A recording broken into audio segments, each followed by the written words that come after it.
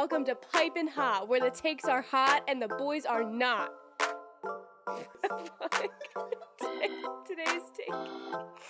Today's take is... Art with souls is more significant than art for the masses. What? The takes are hot. The boys are not. Welcome to Pipin' Hot. Ladies and gentlemen, we have Bruce on the pod today. Bruce is on the pod. Bruce. You guys have been waiting. He's been shouted out before. He made the artwork for us. So Yeah, he's the face of this podcast, actually. Who else would we want to have for the season finale? Come on. So welcome to the pod, Bruce. Welcome to the podcast, Bruce. Our most requested guest, actually. So Yeah, high esteem. genuinely. But let's break down your take. What is your take? Yeah, entail? I'm curious to hear more.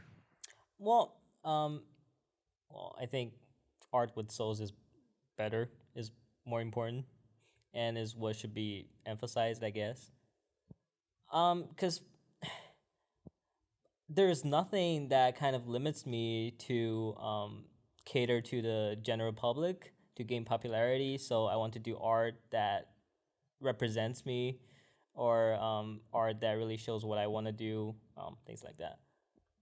Because we were talking a little bit before we started recording that you were kind of saying there's two ways to approach art. Like one is to have it be intrinsically motivated. It has like more soul about it, but it might not necessarily appeal to people. It might not have that mass. Right. It might not necessarily make you money, even if it's just kind of focused on an intrinsic sense of purpose. Versus other mass, media such as, I think a lot of people fairly critique Marvel movies for just kind of sometimes being We're totally pandering getting to the Marvel audience. Discussion. I swear to God, that was gonna be my point. Honestly, they just kind of are very formulaic, and that's not a bad thing. But it has been argued that they lack some kind of soul, some personality to them. And I think it varies depending on where you are and what the art is doing for you, whether you do it kind of for fun as a hobby or if you're trying to make a living off of it. Right. So like what like the capacity that you make art in, like do you want to break down? Because I don't know, most people know you who are listening to the pod, but like what art is your like preference? Like what is your approach to most of the art that you're doing? Okay, I guess I would just expand on what I said earlier. It's just I use Twitter mostly just to look at artists and artworks. And I've kind of seen three groups of people. Those who are just so good that they're able to make their art popular and they're able to do them well. And there are artists that are very popular, but their artworks are just meh to me. And I think meh to a lot of people as well. Call them out. Roasted. and some artists that just don't gain much popularity at all. But when I look at those work, I think, oh wow, these are actually very good work. And like it has been a long time they've been posting those kind of artworks, but they don't get a lot of popularity, but they keep doing it. So I was just wondering like why they doing it. And then I look at the other let's say the popular artworks, and I think they're just generic and a little bit boring. So when it comes down to me, I tell myself that those are not the things that I want to do. I want to explore things. I want to try things that are maybe hard, that are maybe creative, but just nothing generic and or popular, I guess. Yeah, I mean, I think, I know in principle, I absolutely agree with you, because this is another episode where where we don't know the take. So I don't know I didn't know the take going into this. But I think you kind of answered my question when talking about the three different kind of categories you see on Twitter. But do you think it's mutually exclusive, that it has to be either art with a purpose, art with a soul, or art for the general public, art for the masses? Well, I mean, I think it really comes down to how good the artist is. It doesn't have to be like visual art. It can be I don't know, books or movies, anything like that. But I think there are some people, like I said, that are just really good, that they can do everything well. Like they can make their work very popular, and they can make their work very good technically as well. But I think for an average artist, they have to face this kind of choice or decision, like whether they do something that they know will meet the standards of the general public or do something that they really want to do. I forgot what was the question. I don't remember. I think you pretty much hit everything that that Casey was talking. And I think for us, for me especially, I listen to music the most in terms of like wasn't mutually exclusive. Yeah, that's what we were talking about. Did you want to add anything? Yeah, I mean, I guess I would just generalize it. I mean, I guess for an average or maybe let's say a below average artist, it is kind of mutually exclusive. Interesting. Like there is so much you can work on or focus on in a one piece of art, or it's gonna take forever. So, you're gonna have to make a decision in the end.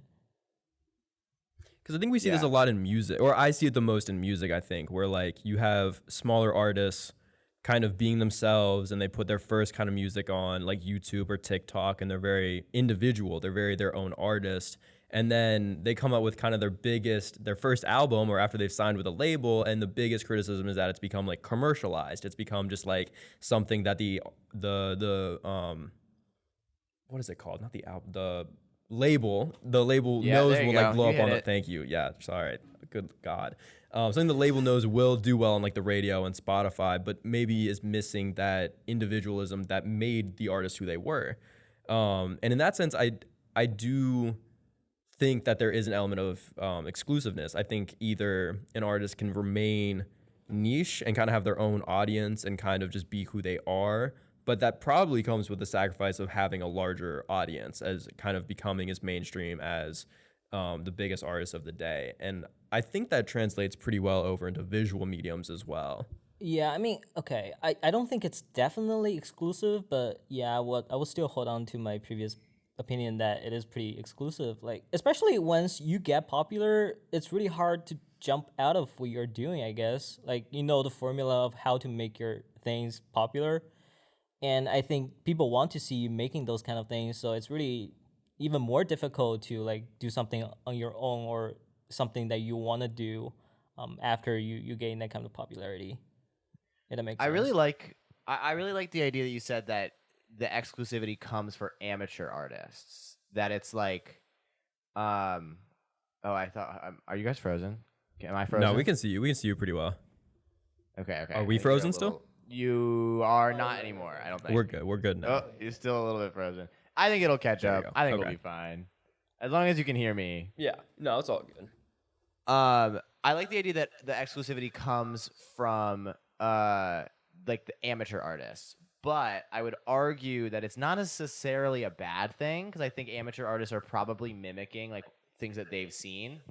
And that's why it's not quite as good, because they're mimicking what is like popular for the masses or popular for a general audience, because they're like, this is the way for me to get my ideas out here. But at the same time, that's the way that like artists get better. Like you mimic other people and you do what other people are doing, so that when you start doing your own thing and you can kind of discover what your own thing is, and then you can make art that's really genuine to you. Because I think at the end of the day, it just comes down to what is really like sincere and what is genuine. Like there are people who will make things that are genuine to them that's like super weird and avant-garde. And it's like, great, you shouldn't make things that are for the general masses. But then there are people like Carly Rae Jepsen who deep down are making just like cheesy popular pop songs, and that's what she does best. And so that's like genuine to her, and that's what she should be doing.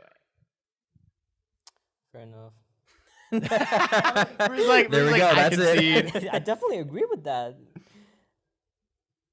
I don't know. We've broken it. I just don't know if you're like mimicking something popular all the time without actually improving on yourself. Are you able to find something on your own eventually or not? Or are you just gonna Are you gonna improve on yourself really, or are you gonna improve on mimicking other people? I mean, that's a good point. On like your ability to make those kind of popular things. I mean, I think it depends. I think if you look at, I think this also comes down to amateur versus pro, or at least somebody who, that's hard to say. I think there's a difference between somebody who is like really talented and puts in hard work versus like having one of the two traits. Because if you look at somebody like I'm trying to think of someone like who started out their career doing something like somewhat basic and then moved into more avant-garde. And I can't really think of that like off the top of my head. But there is definitely the latter where it's somebody who was mimicking other people and just got better at mimicking other people, i.e. Logic is like I like him a lot, but he pretty much just mimics other people and his projects got better for a time but he got better at mimicking other people. And you can even make that argument for someone like Quentin Tarantino. I think that he has now actually Quentin Tarantino is probably a good example. Like he was making things. Actually, maybe he's not a good example. I haven't watched a lot of his earlier movies, but he's making movies that like do borrow from other forms of cinema, at least popular among like film fans, cinephiles, for lack of a better term. I really hate that term. Wow. I'm sorry, I really hate it. It was used in my class today though, like an hour ago. So. Gross.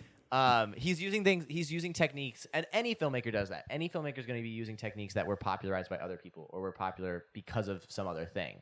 And if they're a good filmmaker and if they're talented and they put in their own work and their own like thought process to it, they're going to take those ideas and then make their own ideas. And I don't think that's something that you can do really well when you're young. I think you're just mimicking, which is like to your point.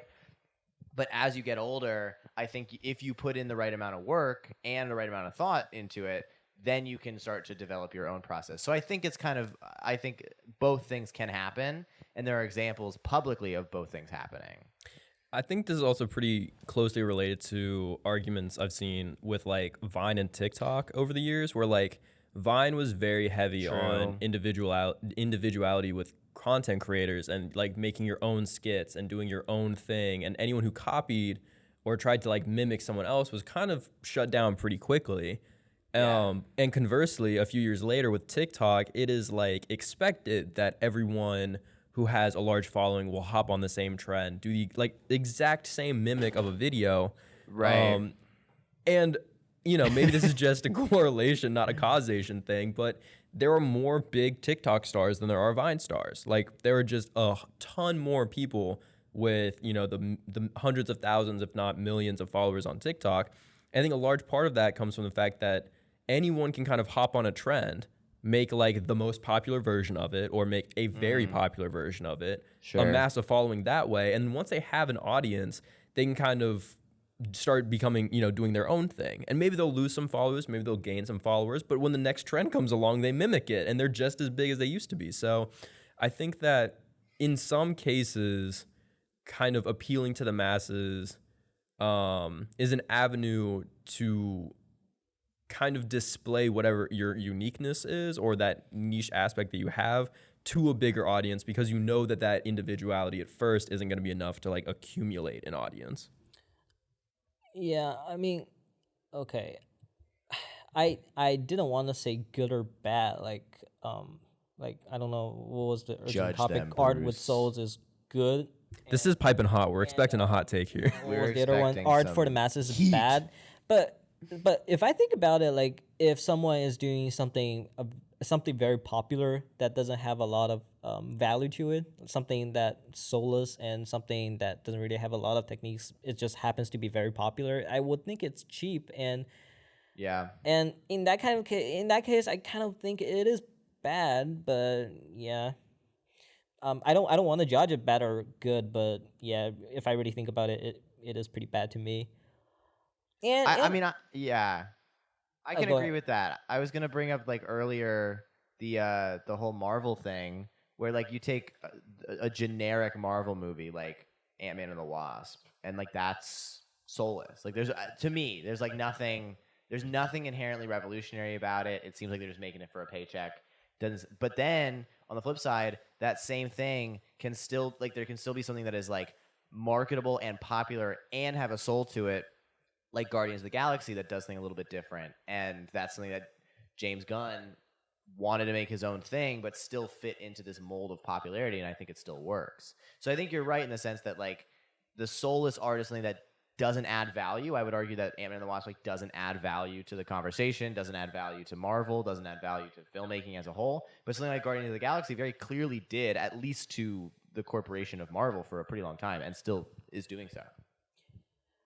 I'm not thinking that every piece of work has to be revolutionary or has to be so unique that when you see it, you would immediately tell, okay, this is, I don't know, Bruce's work, this is Casey's work.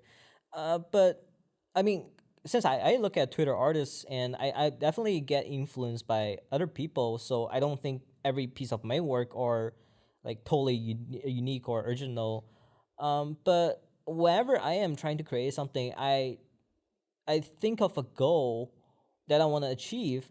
And it kind of goes back to what you were saying earlier. Like some people are doing popular work, and then they move on to their individual work. So I would assume those people have some sort of idea in their mind when they are doing the popular work. So I don't know if that is still considered to be a Solas or like the popular artwork we were talking about before.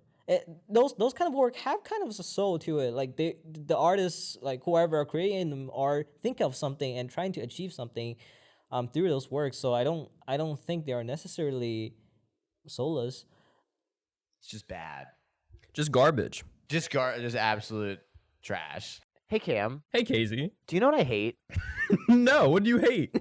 I hate when ads just start in the middle of a podcast and there's no segue into the ad. It's the worst part of a podcast. That being said, I do want to shout out our sponsor today, which is Who's the sponsor? actually this podcast. We at the Pipe and Hot Pod would like to ask our listeners to do us a huge favor, and that is to like or subscribe or review this podcast to help us grow.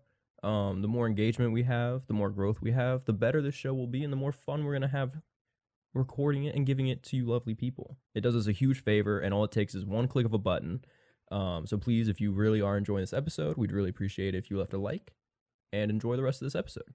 If you enjoy the episode, boosting the engagement in some way or another helps us to spread the podcast around to people who wouldn't get to listen to it otherwise. And if you're watching the video at home, leaving a like on the video and subscribing to the channel also helps us grow and bring better content to you folks at home. But more importantly, it allows us to have more fun here in the studio. And most importantly, it really helps to feed our ego. Yeah, my God complex is not quite godly enough yet. So help me boost my own God complex. Subscribe, like, I'm at God-ish. follow, share with your grandma. I don't think people's grandmas would like this podcast. If there's a grandma out there who likes this pod, let us know, because they got to be the only one. Yeah, shout out all the grilfs out there. More engagement, better content, piping hot.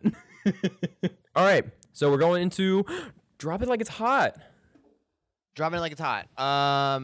What are we react? So yeah, exactly what Casey was just saying. Correct. Go ahead. This week we're looking at a very what's the right word for this one? Infamous TikTok challenge that's recently cropped up. It is the new version of the CIA putting crack in the hood. It is now crates instead. And basically it's just crates being stacked on top of each other, people trying to climb over them, and people getting pretty seriously injured from them, unfortunately. So it's kind of intense, but it's been going viral on TikTok recently. Some of them are pretty jokes, like some of them the way they're like cut, or like if it's just they almost make it to the end. So we're gonna hopefully Wait, do you react have to a one couple that I should look lighthearted up right ones. now? What should I look up? Just look at like compilations, maybe. Such a challenge. I guess to like What is the point of such a challenge? prove your strength, prove your coordination, I guess. Oh, wait. Actually, I do kind of have something along with this because my professor brought it up in my sociology of sports class today. Really? Is it My a professor sport? was well, that's the thing. We were talking about what constitutes a sport. Like what is My a sport? favorite argument. And yeah, my class does not seem to think that chess is a sport. And I didn't feel like piping in because I kind of thought it was a sport. They're wrong. But Wait. But- About chess is a sport? Chess is a sport, yeah. I think chess is a sport. Yeah. Oh, should that be an episode? That should be. That'll a whole be an episode later. Yeah, we don't. Yeah. No, but he was saying that he was making the argument. He was like, your brains haven't fully developed by on average 25. Like women, it's 24. Men, it's 27. So 26. And so he was like, I expect this crate stuff. He was like, I expect it out of college students. He's like, you're being dumb. You're like, this looks fun. Like, haha, look what I did. Like, fine. But he was like seeing like 30-year-olds do it. Like, why are they doing that? It's because we've turned it into a competition, and we're trying to prove that we can compete, that we can do it better than the next person, and that we can bet money on it. Like, it's become, in a sense, it's become a sport, and that's one of the reasons why people are so enthralled in doing it now, because it's competitive. It's like, can you do it? Absolutely. I can do it better than you can. It's 100% a performative sport. It's up there with Absolutely. I would argue it's up there with cheerleading, gymnastics, equestrian, where it's like the purpose of it is to get judged for how well you do. There's no like scoring system. There's no get the ball in the hoop or the net. It's purely based on how well you can attempt this very difficult thing. And instead of a board of judges giving you a score out of 10, it's how many likes you get on TikTok and how funny it is maybe that you. I would give it the exception that unsuccessfully doing the challenge is actually more rewarding than successfully doing the challenge. And I think that is kind of where you call into question whether it's a sport or not. But it kind of ticks off almost every single box. I still don't get it. Gymnastics can be entertaining to the viewer. But I don't know. You haven't seen any of these videos yet. Walking up some you haven't seen any of these videos yet, my guy. So the crate, I feel like because it's kind of like the balance beam on gymnastics. I would say there are aesthetic part of a the gymnastics, but what's so visually pleasing to these challenges? I think it's the opposite of why you would watch gymnastics. For the most part, I think people watch gymnastics to see people do well.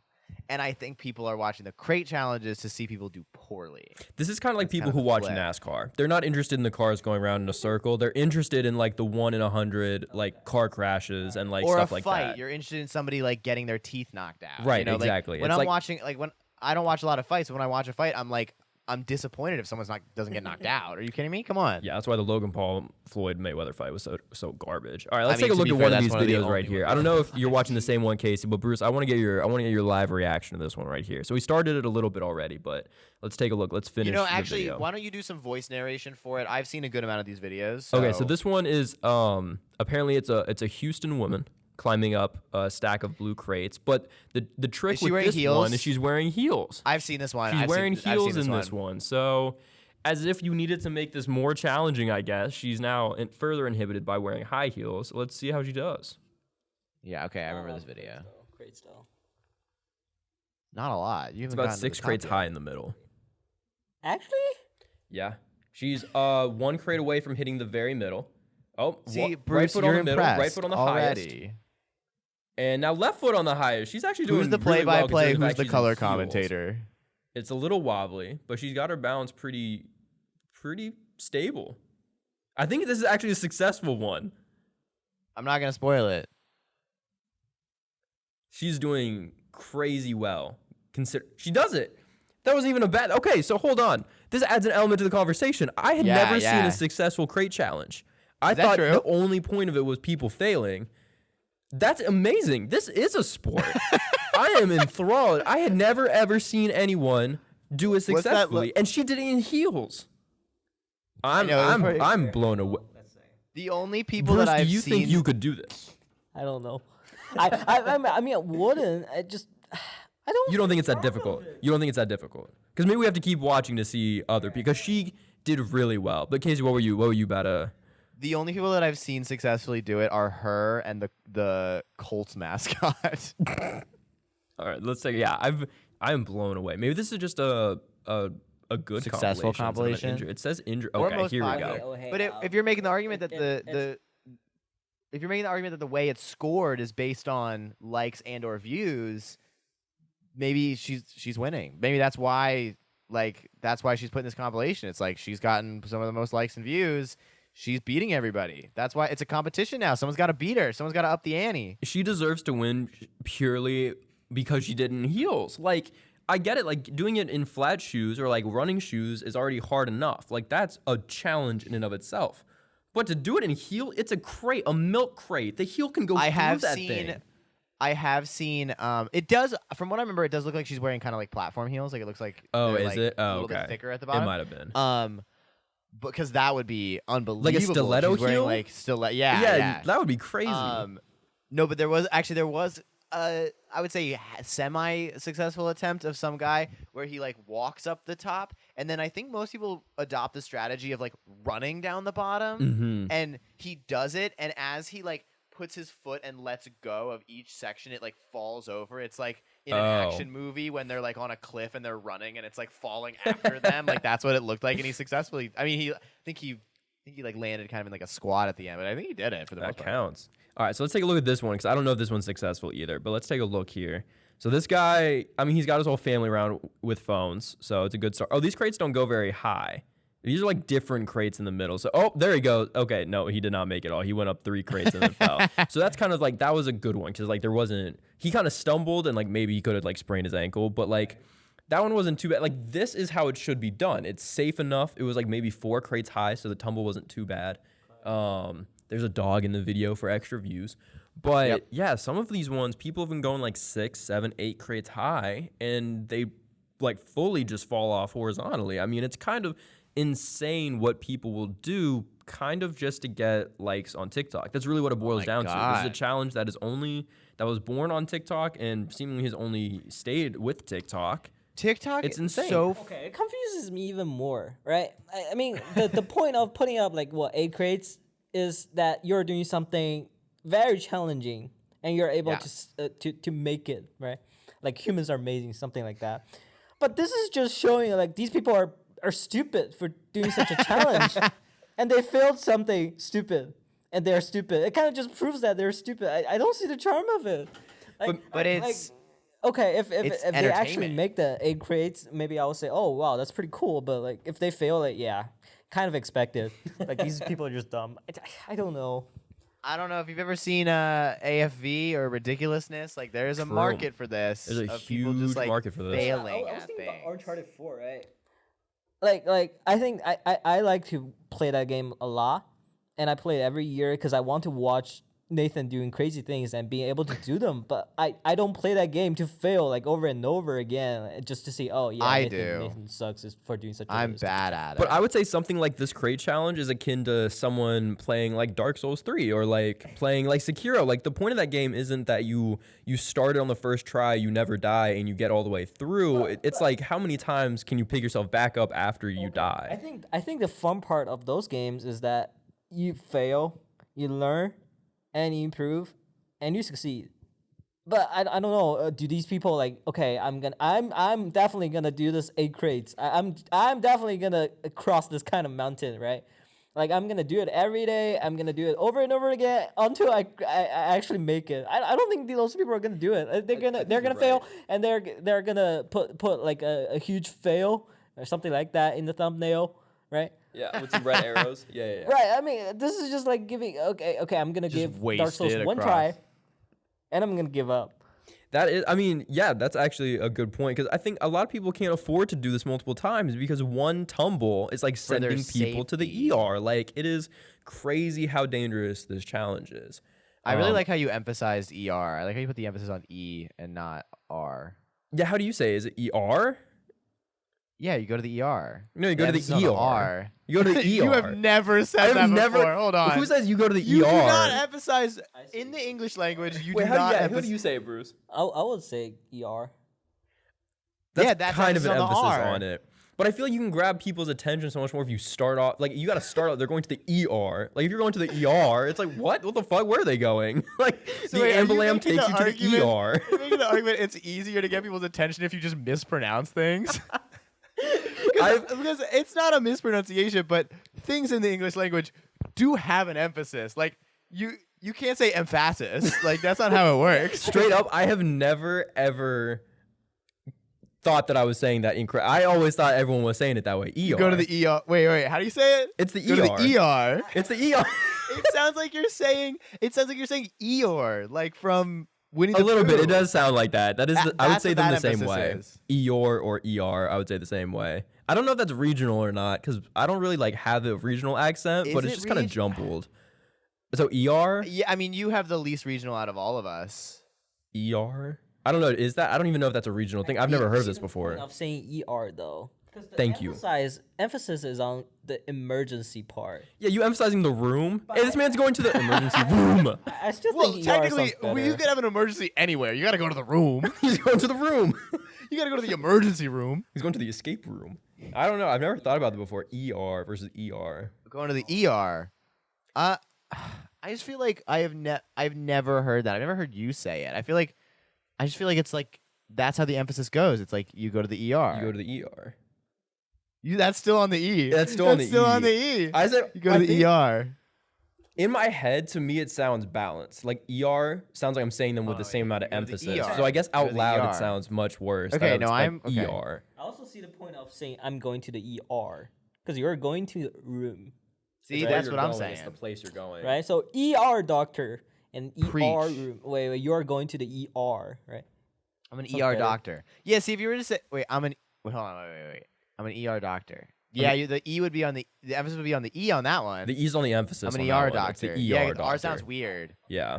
I don't think people actually think about this when they're saying them. I don't know. It just comes to whatever is They're in comfortable. distress. I mean, to be so fair, we'll like give I them a also pass. like this is what like there's just a couple little things. maybe I also say I microwave don't know, maybe pretty it's frequently. because there's something No, just falling because the you're an R, idiot. and Hey, now. it's like emphasis on the R a little bit more weirder, right? ER doctor. Yeah. Doctor sounds That's what already I was sounds saying, like yeah, I emphasis. So agree. like I don't know. 'Cause Maybe you don't do two emphases on the same phrase. Right, 'cause it's hard to come back from an R, like ER doctor, like R doctor. No, but the R that when rolls there's makes something- more sense, like ER doctor, ER. Well, when visit. there's, I agree with you. When there's something after the ER, you say. Man, you got me all flustered about this now. Well, you're making me think that when I say it, I don't know where I'm putting the accent. I Because, don't like, think I there's would supposed to think really that- be an emphasis because it's just too, like, I don't think there's necessarily No, but supposed to be emphasis. I would make the argument that acronyms still have emphasis. Like when I'm saying like LMAO, I'm putting the emphasis on L, or like LOL, it's on L, or like OMG, it's on. But like I would it's say, always on the first LOL one. is even across the board. It's LOL.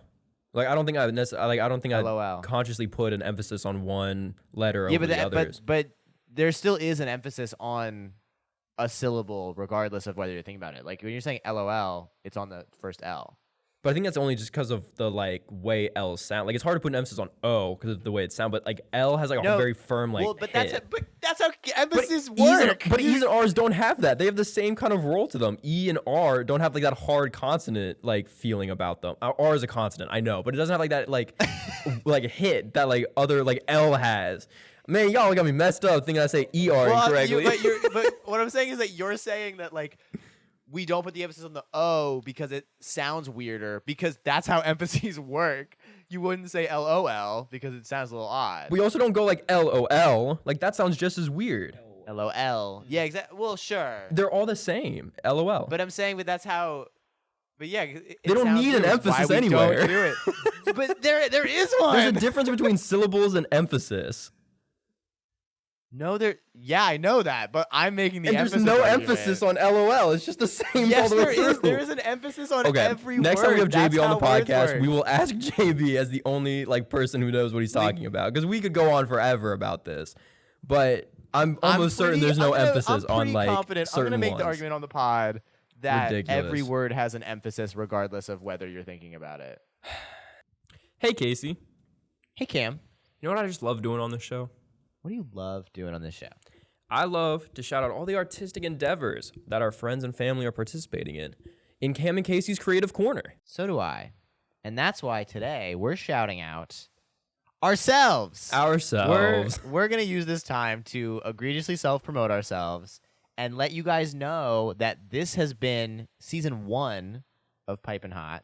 We've gone through a lot of different changes. We've been experimenting. We've been trying our best to create the best show possible. We've loved all your feedback, and now we're gonna solidify some of our ideas, some of that feedback, to create a brand new season in the next couple weeks. Specifically, September 26th is when season 2 is dropping. We have some very exciting things, including our premiere, which I hate to be like you won't want to miss, but you won't want to miss it. It's I'm pretty excited for the premiere. not Some wanna pretty miss it. exciting stuff. And yeah, we're super stoked for season 2. What Casey said. Nothing else? Okay. Cool. All right, back to the show. All right, well, that was a very pleasant discussion on Crate Challenge videos I'm and happy the about proper pronunciation of ER. How to pronounce words. I will what never, ever emphases say are. that without thinking about it twice now. Thank you very much, Yeah, Casey. You're right. Honestly, me neither, though. I think we've both been cursed now. absolutely blown my mind there. But next up, we got to That's so go funny. for what's hot for you, the third and final segment of this episode. I'm gonna go first, only because my what's been hot for me has only just happened a couple hours ago. Oh. So this is actually my what's hot for me this week. I'm gonna go with trains. Trains are the best form of Yeah. transportation. This is a hot take I might bring up later, but Yeah. honestly, definitely like agree. I be sleeping on like people be That's sleeping on contentious. trains, like cars and planes and like metros. Like there's something about them every time that I'm like, ugh, this isn't like great. Trains are so good at what they do. Like smooth ride, the I don't know the what best trains you've been views. on. You're the most comfortable out of all of those three, unless you're like bougie and going like business or not, but yeah, like first class or something like that. It's just a pleasant experience over every other form of transportation, I think. It was a great experience going from DC up to Baltimore. Had to take the MARC train up. I know the MARC train is not like fancy or high end of a train, but honestly, it was better than like any that metro part of the DC ride or any Uber Is that part ride. of DC Metro? What's up? Is that part of DC Metro? Is that a line or no? No, MARC train is a little bit more like It's a local- like it's a local national. train. Wait, is Yeah, it? it's like East Okay. Coast. Oh, Yeah, really? it's like MARC train Oh, goes like okay, up and down the okay. East Coast a fair amount. It's centraled around like DC, but it kind of goes to like West Virginia. It goes down to I don't know how far down it goes, but I think so. Yeah, yeah. I think they're like three main routes. I think. The one that I took is just DC to Northern Maryland. I think there's like 3 or 4 stops beyond Penn Station. But yeah, the train is great, dude. I had not been on a train probably since the last time we came up here. Yeah, I mean, Crazy. unless I'm trying to catch a plane that I have a bunch of luggages, or and I'm trying to like be on time, like on point. Otherwise, I would definitely take the MARC train down DC. It's just a lot more comfy, like on the train than taking a car. I gotta say, the one thing they need to work on though is like announcing what stop you're at, because I almost forgot to get off the train at Penn Station. Like I Yeah. almost just kept going because it was not like I'm used to like the metro lines being like, this is Fort Top. Like, I was used to like a big announcement, but Yeah. sorry, that was my best like Noel Miller impression of like doing. You know, I can't do what he does, but I hope that sounded like the metro for everyone listening. I just always on the Metro. I podcast. just think of the 2 specific notes that they play. The da-na-na-na. Yeah, of course. you Doors have- of closing. course. Please Yeah. step back to allow customers to enter. Yeah, and then it like chomps a bicycle in half as the doors close. It's great. Love the DC Metro. But yeah, that's been what's hot for me. I love the train. Very pleasant experience coming up here. Makes me want to come back more frequently. I'm glad that you like the train because the SEPTA, hot take, probably not a hot take. The SEPTA sucks. The Philly trains, the regional ones, the buses, the subway, they all suck. But I will say, DC Metro is one of the best ones. They're pretty good. It's pretty good. Pretty good. So yeah, kind of low key, but that's been what's hot for me. Casey, what's been hot for you this week? My what's hot for you this week is school. I'm back in school, and I'm very happy about it. I took a semester off, and I'm a person who generally tends to like school because I don't have a major where I have to do things. So I just like being there and hanging out and learning some stuff. And everyone's back on campus for the most part. There's masks, which is like a little bit annoying in class with discussion, but like necessary evil, I guess. But they are mandating vaccinations by October 15th, so hopefully by the end of October we won't have to mask up unless everything goes awry. But I just like love seeing people like walking around. I've already like bumped into a ton of different people that I like haven't seen in forever. My teachers, like my professors, are great so far. I think it's adorable watching all the freshmen just like trying to make friends, like just hanging out. Like I don't know, I love being back in that atmosphere. I am right off campus, so like even going to the gym, I've already interacted with more people than I did for the past like summer for the most part. So I just like seeing people. I like doing things. I am happy about all my classes, and yeah, school is pretty hot right now. Again, I don't have any work yet, but it's pretty hot so far. Yeah, the syllabus week is the best part because it's very low key. You just got to see who's in your classes. Like there's I not did like a find ton out, of you know, workload. You know how I said that my film professor wasn't there the first day? He didn't show up? Turns out he was there and taught the whole class, and a bunch of kids just didn't knock and were waiting outside for him. And I was like, mob mentality, they're waiting. I guess I gotta wait.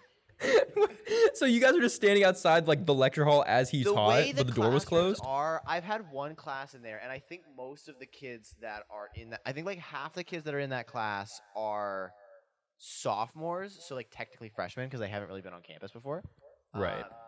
And so like I've taken a class there, and the way the lectures are, it's like the door leads to you have to kind of like round a corner to see everything. Like you can't go right in, and you can't like look in to see the professor. And so I guess they just like didn't check. They were just like, I'm waiting for the professor to come in or like to get some acknowledgement that there's somebody there. And I go and I see that people are huddled around the room, and I'm like, you guys waiting for film history too? And they're like, yeah. And I'm like, all right, cool. And I see like one of my friends, and I go talk to him, and that's mob mentality. I didn't think to I didn't think to open the door because everybody else was waiting around. So I can't believe in the amount of time you were there that like not a single person in that class had to come out to like use the restroom or like Yeah, get or, water. like the fact that it remained closed and there wasn't a single opportunity to like hear the professor as they were teaching like blows me away. the way that the class is also oriented, it's that like the most of the classrooms in that building is like a pretty big lecture hall. This one is not really. It's like it's like a pretty just like, I don't know, decent sized room with like chairs. Like it's not an actual lecture hall, and the chairs are pretty far back. And so like I can't believe that we couldn't like hear the professor, or like he couldn't hear us. Like, we were Right. talking fairly loudly, and the distance between like us, I mean, obviously there's doors and walls in the way, but was probably no more than like 30 feet. I don't know. Like I just don't know how 50 feet. I'm not good at measurements, but like I just don't know how like none of us were aware of what happened. Professor was probably like those damn kids outside this door, freshmen Dude, the trying to find professor their was way. like- It was like half his class. He emailed us. I got the email, and he was like, so it seems to be some miscommunication because people were waiting for me to show up. And as many of you know, I was there and did teach class. And then we like got to class, and he was like fine about it. He's a college professor, so he was like, I don't know what happened. I'm not taking attendance this week. It doesn't really matter. But I feel like we were in like an alternate dimension. Like I just don't know what That's happened. insane. Like I think there was like some fucking Mandela effect with as far as like classes go. So that was a my God. weird first day. I mistook one of my professors for a student to his face. I was like, "What Nice. year are you?" And he was like, "I'm the teacher." So it's gotten off to a pretty hot start, It's great. but I am enjoying it. I'm having a lot of fun. I'm glad I'm back. Glad I have some structure in my life. School is back in person. For us, just a week. Next week. Back. We're back at it again in person, live and in person, much to my own chagrin, as In y'all know living sound. who've been listening to this show for a while now. I liked online school for as long as we had it, but I have not. Bruce, what's been hot for you recently? Spiced rum. It's good. Spice ramen. Spiced rum or ramen? Oh, rum. Spiced rum. Spiced rum. Oh, even better. Booze. I don't know Booze. anything else to say. It's just good. Wait, when have you? Wait, oh, no, wait. I feel like we need some context. We need here. what about some context? What is your like? Have you just been? Where did you do you have like a encounter little bit this? with like Have you just been, like, dinner, or is it like having it- Securo's getting to you? So it's like you hit the half a bottle. Like how are you feeling? Should we be You have it concerned? all the time, all right. Just keep a bottle with you. Constantly. Yep, constantly. None of. Is that some right there? Yep. Okay, good start to this. All right. What else? Bloodborne. Orphanal cause is hard. He's the So we're worst. just gonna skip over the rum. We're just We're gonna gonna skip. blast right over the spiced rum. Apparently. What about spice? Wait, hold on. I wanna go back to the spiced rum a little bit. What about spiced rum? Like what? Why it more than? Because I feel like I don't know alcohol prices that well, but like I assume spiced rum is not the cheapest option out there. So what appeals to you about spiced rum? It is pretty cheap, and it's mellow. It tastes good. Like I mean, I don't drink alcohol for the purpose of drinking alcohol. I think spiced rum tastes good. Like it tastes kind of like caramel, maybe boba tea a little bit. It's just good. So just eat caramel. It's a little bit or sweet as boba well, tea. considering I mean how you make it. It just tastes good. Would you say you have a high tolerance for alcohol? I think so, yeah. Okay, because I was about to say, I think only people with a high tolerance can kind of Casually take the approach of enjoy drinking it hard recreationally. I would liquor, have 2 liqueur. sips and be conked for sure. I'd be asleep. I'd be sleepy. I mean, it does help me with my sleep. There we have it. self-medicating. have it. Good to know. But also Bloodborne, because Orphan of Cause was a pain in my rear. I did not enjoy that fight as much as I enjoyed other fights. Yeah. How proficient are you at that fight? I don't know. I mean, I got lucky the first time I fought it, but this time I fought it for real. It was fun. It was hard, but it was fun.